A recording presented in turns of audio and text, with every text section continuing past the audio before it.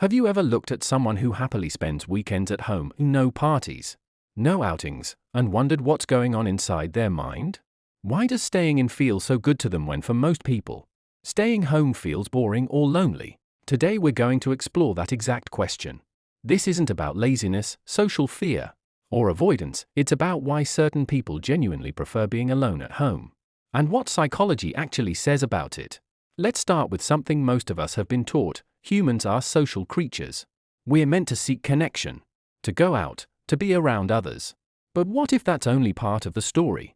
For a large group of people, the real source of fulfillment, comfort, and emotional energy doesn't come from a room full of friends or busy social scenes. It comes from peace, solitude, and their own inner world. Now, I know what you're thinking. Doesn't staying home mean you're shy, anxious, or socially awkward? Not necessarily. One of the biggest misconceptions about people who love staying home is that they're avoiding life. In reality, many of them engage deeply with life, just in ways that feel internally rewarding rather than externally stimulating. Psychologists often connect this preference to introversion, but it goes even deeper than that. Introversion simply means someone recharges in solitude rather than through social interaction. These people aren't afraid of people, they just need space and quiet to reset their minds.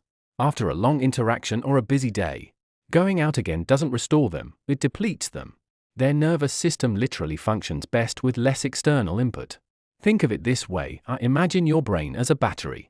For some, social interaction is like sunshine, it charges them up. For others, social interaction is more like a windstorm, it drains them faster than it charges them. For those people, home isn't a cage, it's a charging station. It's where they regain energy instead of losing it. Another psychological reason people love staying at home is emotional safety. The outside world is unpredictable: loud noises, unexpected interactions, constant decisions about how to behave or what to say. At home, every element is under their control. The lighting, the sound levels, the pace of the day, and even their schedule, they decide all of it. That control creates a sense of calm and safety that can't easily be replicated outside.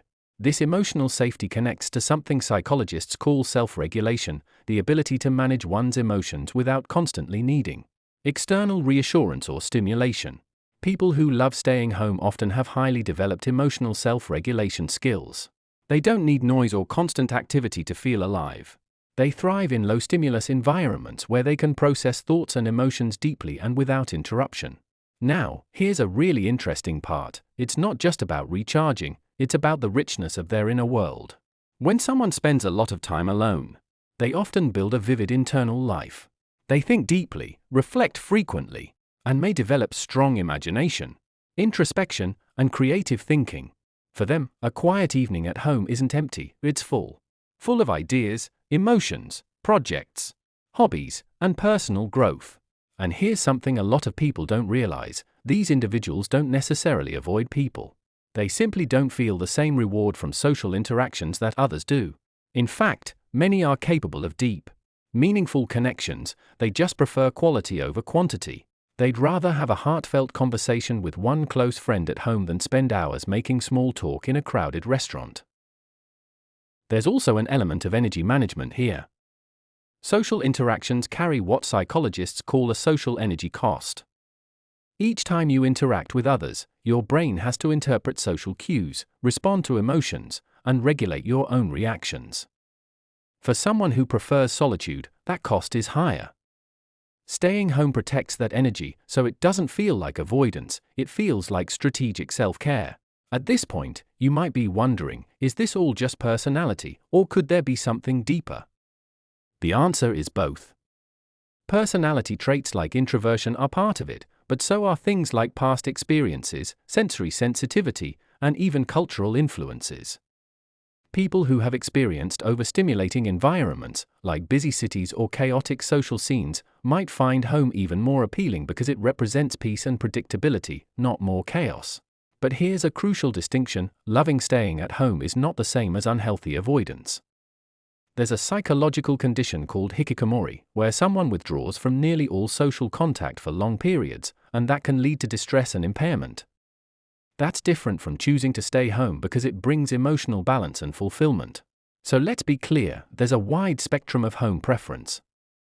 On one end, we have people who simply enjoy solitude and peace. On the other, we have patterns of withdrawal that cause suffering. The key difference lies in choice, fulfillment, and functioning. People who enjoy staying home alone are often engaged in life on their own terms, they just do it differently. Psychology also tells us that loving solitude can actually be a strength. These individuals often develop deep self-awareness, emotional independence, and creative thinking skills that others might never experience. They learn to sit with themselves, reflect, and grow, and that's a form of psychological maturity many people never reach. In a world that constantly glorifies busyness, visibility, and external validation, choosing quiet over chaos isn't a sign of weakness. It's a reframing of fulfillment. These people aren't missing out, they are simply defining happiness on their own terms. They find meaning not in external buzz but in internal balance, and that's a powerful psychological insight. So the next time someone tells you they prefer staying home alone, don't assume they're shy or unhappy. They might just be living in a way that fits their nervous system, honors their emotional needs, and helps them flourish. And that, in its own way, is an amazing psychological strength. Thanks for watching this deep dive into the psychology of people who love staying at home alone. If you found this insightful, make sure to like, subscribe, and hit the bell so you don't miss future videos that explore the psychology behind everyday human behaviors, explained simply.